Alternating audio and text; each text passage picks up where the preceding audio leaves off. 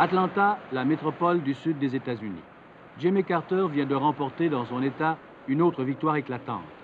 Au sud comme au nord, allant chercher des voix dans toutes les couches de la société américaine, Jimmy Carter sème le désarroi chez les gens en place à Washington et ceux qui contrôlent le puissant appareil électoral du parti.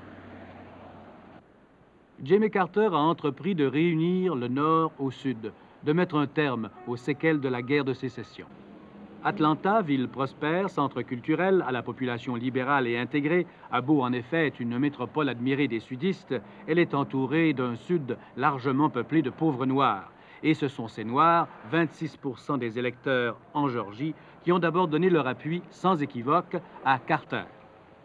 C'est au Capitole de l'État que Carter s'est fait connaître. Il a non seulement fait respecter les lois antiségrégationnistes, mais développé des méthodes efficaces d'administration. Il a repris le mot d'un autre ancien gouverneur de la Géorgie, Eugène Talmadge. Je pourrais vous surprendre, mais je ne vous décevrai pas. Comme gouverneur, Carter est souvent entré en conflit avec les législateurs de son État.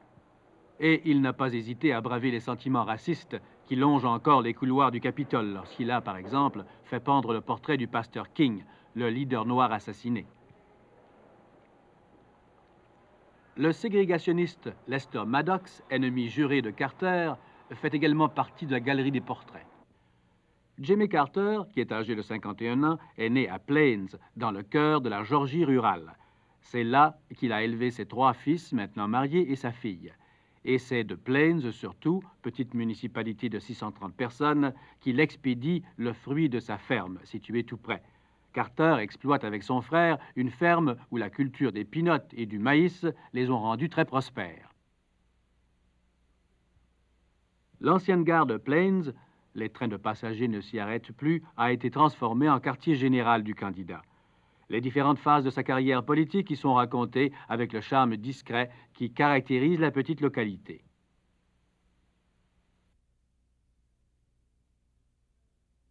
Le frère de Jimmy Carter, qui lui ressemble d'ailleurs beaucoup en plus jeune, nous a conduits à la ferme.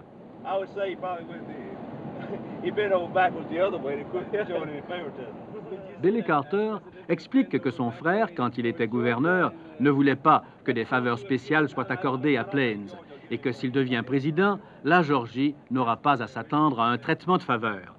Et se faisant l'écho de son frère, Billy Carter ajoute que d'ailleurs, Jimmy ne doit rien non seulement aux gens en place à Washington, mais pas plus à ceux de la Géorgie, qui viennent tout juste de se décider à appuyer sa candidature. They're just coming out now. Right, they're really not out. They're leafing out. How high does the plant grow to? It'll grow about that high, and then it'll lay down. And the peanuts themselves grow underground, underground, bunched right. like... Ce n'est pas la première right. fois que Billy Carter doit expliquer, avec un savoureux accent du Sud, que les peanuts ne poussent pas dans les arbres, mais dans la terre. But they do grow some right around what we call the taproot. They grow a good many. Mais Jimmy Carter n'est pas encore président, malgré sa montée phénoménale. Et s'il n'a pas les voix nécessaires pour se faire élire au premier tour, à la Convention démocrate à New York, en juillet prochain, il faut s'attendre à un maquignonnage intensif visant à ramener le vieux personnage combattant Hubert Humphrey, qui cherche toujours à arrêter Carter.